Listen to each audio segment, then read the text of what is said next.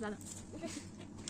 خب از نقطه 1 تا 2 اندازه یقه پشت رو یقه پشت که گشاد کردمش.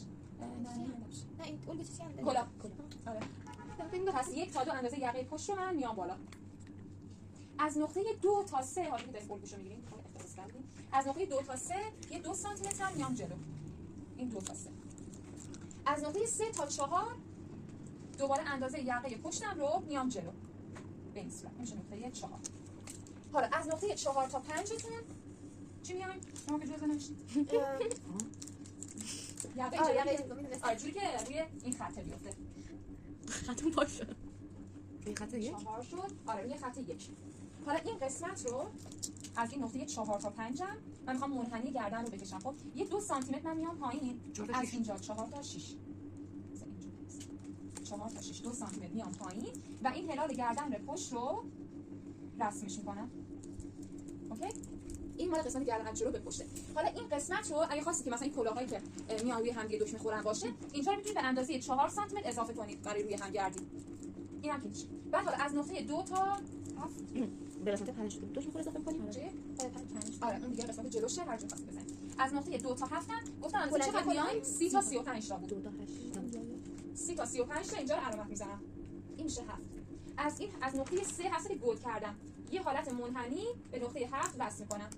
این قسمت پشت کلاهشون پشت سر اینجوری حالت منحنی ما 2 سانتی متر داخل رو بعد این منحنی پشت کلاه رو می‌خوایم بکشیم. حالا از نقطه 7 تا 8 چقدر بود؟ بلندی چیز؟ این کلا چقدر بیاد تا میگه سر اینا؟ 25 تا 30 بود. ازشون یه خورده کمتر. چی میگی؟ اینجا میومد اینجا؟ آره. هر جا خواستیم بیاد. آره. اینم این قسمت یعنی می‌خواید اندازه ها رو بگیرین بلندش میتونین از سرتون تا همین اینجا بگیرین و این جلوش هم که تا هر جایی که می‌خواید کلاه بیاد دوباره از وسط سر تا هر جا. آره. اینم میشه 25 تا 30 تا 7 تا 8 رو من میرم جلو. از نقطه 8 یا به 5 وصل می‌کنم یا به دکمه خورم. فرق نمی‌کنه. حتی مثلا یه سری کلاهایی که سر خود بالا تنه میذارن دیدی برمیگرده یقه آشاد میشه. شما این پهنای جلو رو که زیاد بگیرین مثلا 10 این قسمت جلو اینجا مثلا 10 سانتی متر بگیرید سر خود بالا تنه میذاری وقتی کلاه برمیگردین لباش پهنن دیگه. آره پس این دکمه خودتون میتونید پهن بگیرید یقه سر خود بشه. پس اینم که الان حالا از نقطه 8 تا 9 یه حدودا 2 سانتی متر میام پایین و از نقطه 7 تا 10 یه حدودا مثلا 7 سانتی متر من اینو گردش میکنم و به این 2 سانتی متری که اومدم پایین وصل میکنم تا به همین نقطه 3 برسه.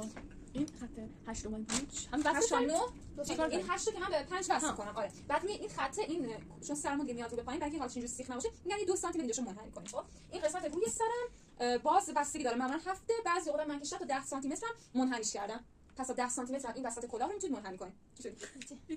خب پس اینم 7 تا 10 میشه 10 سانتی متر تا 7 سانتی متر. این منحنی خیلی مهمه روی سر اینجوری وای نسته. حالا بعضی اوقات این شد قلبه کلاه. خب حالا بعضی اوقات هم این بچه‌ها آب نباتم خب این روی کلاه مثلا بعضی اوقات یه نوار میدن. خب بعد الان دلای دیگه ما روی دلای اینو میذاریمش. کدوم سمت؟ این قسمت وسط روی کلاه روی سرتون یعنی اینجا میشه از این سمت هلاله میذاریم. آره این هلالیه رو ما حدودا میتونیم مثلا 4 تا 6 سانتی متر علامت بزنیم. اینا رو همه 4 تا 6 سانتی متر تا اینجا و این رو از الگو جدا کنیم و یه نوار چون این دلا بوده. آره یه نوار این که 4 بوده دلاش میشه چقدر؟ یه نوار 8 سانتی به این وسط کلاه میدوزی. ها فهمیدم. اینطوری جدا به صورت جدا. آره مثلا اگه در زمان اینجوری می‌کنم آره تو تنم مثلا این از الگوی کلاه